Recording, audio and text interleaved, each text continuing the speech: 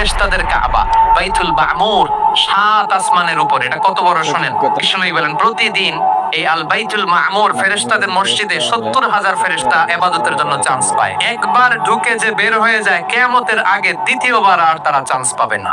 ওইটা শেষ। এরপরে সিদরাতুল মুনতাহা সীমান্ত বৃক্ষ, এটা আরো বড়। ফেরেশতাদের জ্ঞান সীমানা ওইখানেই শেষ।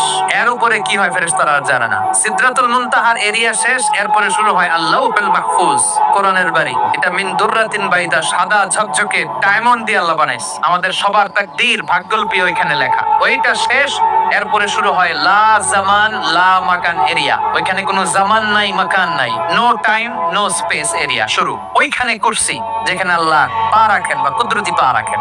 বড় রাজা বাদশারা সিংহাসনে বসে পা রাখে একটা টেবিলের উপর, শাহী টেবিল, ওইটার নাম কুরসি। আল্লাহ বলে ওয়াসিআ কুরসিয়ুহুস সামাওয়াত ওয়াল আরদ। আল্লাহর এই কুরসিটা এতক্ষণ যা বললাম এই সবগুলোর চাইতে